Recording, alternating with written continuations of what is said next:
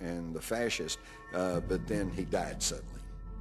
The sudden death of Pius XI killed the plan to break the Vatican's alliance with the fascists. Just like popes being murdered and martyred in the Middle Ages, once again, the job of being pope had become deadly. Scholars today still raise disturbing questions about the pope's death. As soon as he died, the papal chambers was entered by two people, just two. One was Cardinal Pacelli, who later became Pope Pius XII, who was the engineer of the Concordat with Hitler. The second was the Vatican physician. Cardinal Pacelli and the Vatican physician immediately ordered Pius XI's body to be embalmed. The Church had never allowed this practice before. Also, the Vatican did not allow an autopsy to be performed, raising further suspicions. Pius XI's death remains a mystery to this day. There is reason to believe that Italian fascists poisoned him. But of course, as with most conspiracies, you keep them covered up not through absolute covering up of facts, but through obfuscation. There's so much claim and counterclaim and controversy that most people just finally get tired of it and turn away.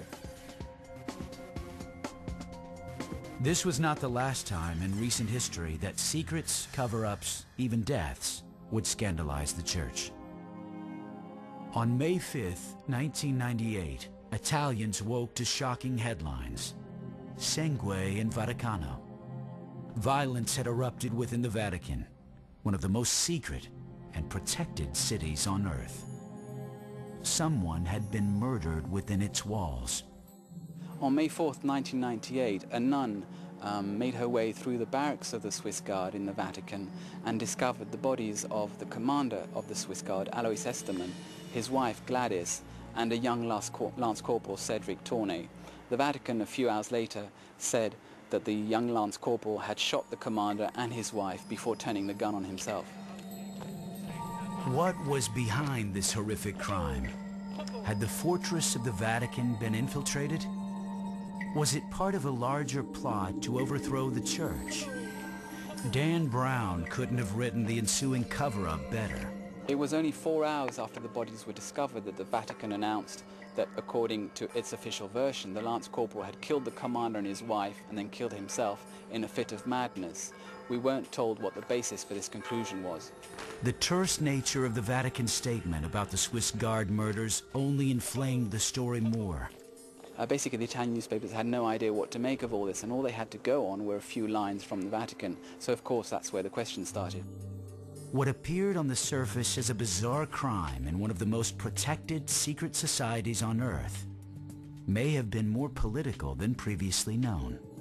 Now, Cedric Tournay was made out to be a madman, an alcoholic, a drug addict by the Vatican, but the truth is that he was actually quite a typical Swiss Guard. He was dedicated to the Pope, he swore to sacrifice his life if necessary for the Pope, and he wanted to act as a bodyguard for the Pope. And all these expectations that he harbored in him were, of course, turned out to be illusions.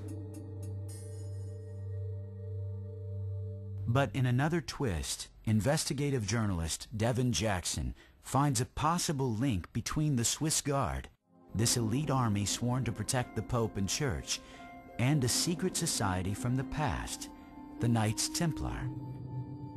The very knights who once guarded the Pope were destroyed by the Pope. Did this investigation expose the resurgence of this secret society?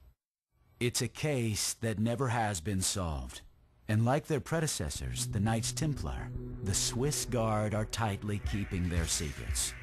Despite the huge pressure for a public investigation and the public wanting to find out more about the cause of the murders, the Vatican battened down its hatches completely. It refused an offer of help from the Italian Interior Ministry. It refused offers of help from other Italian crime experts. The morning following the murders, all the Swiss Guards were gathered together by the chaplain, and they were made to swear silence on the affair, on anything they knew about the protagonists involved.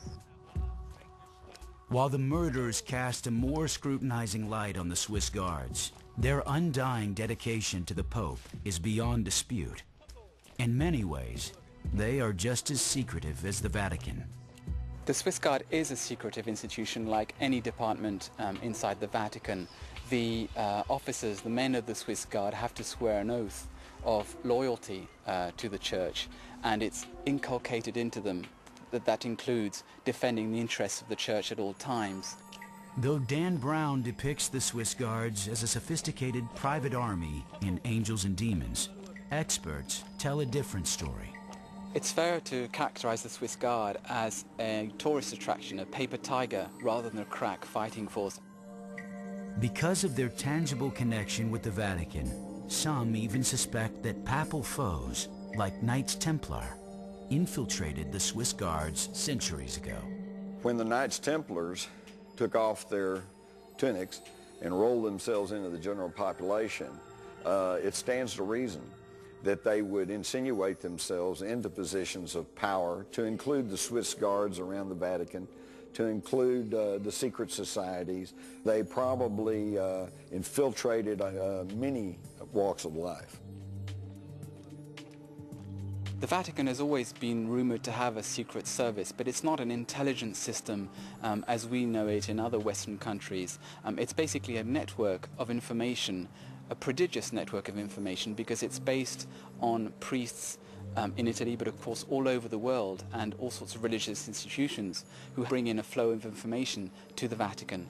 But there are some blind spots, and one of them is terrorism, and that's why the Vatican have to rely on information from people like the CIA, the French Secret Service, or even the Italian Secret Service. My key conclusion after watching and talking to the Swiss Guards is that they're not equipped to protect the Pope. The biggest threat to the Vatican, though, may not be from terrorists. Have secret societies infiltrated the Church itself? Some believe that they have, and that there is a money trail leading to more murders at the Vatican. Perhaps even of another pope.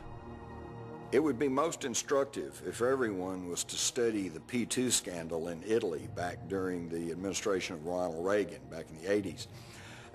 P2 stands for Propaganda Dua, which is the name of a Masonic lodge in Italy. They said they were financed through Illuminized Freemasons in Switzerland, known as the Gnomes of Zurich. It was a heck of a story, and it was big news in Europe, but over in America, we barely got to hear much of anything about it. The Propaganda Dua had close business relations with the Vatican Bank, which was headed by Chicago-born Archbishop Thomas Marcinkus. Eventually, several high-ranking cardinals and bishops became members of the Masonic-led P2. But here we have it in the 1960s, a secret Masonic organization that became incredibly powerful with tentacles throughout the world, and you had over 121 Catholic hierarchs. I'm talking about archbishops, bishops, cardinals, members of the society. By 1978, the newly appointed Pope John Paul I became aware of the Vatican's relationship with P2. He began an investigation, but he would not live to see it completed. Did the trail from the Knights Templar to the Illuminati and finally to the Masons somehow lead to John Paul's premature death? Historian Clive Prince believes it could have been an inside job. That many people have suspected that that was a result of some kind of faction within, within the church, within the Curia, the church's civil service, if you like, that didn't want this man to be pope because of financial scandals that were going on at the time that they thought he might uncover. A few years after the death of John Paul I, the Vatican was swept up in the Ambrosiano affair, one of the world's biggest banking scandals, which led to another bizarre death. The P2 were also very big into banking, and around this time, the bank Ambrosio, one of the largest banks in Italy, and it was called the Vatican Bank, failed.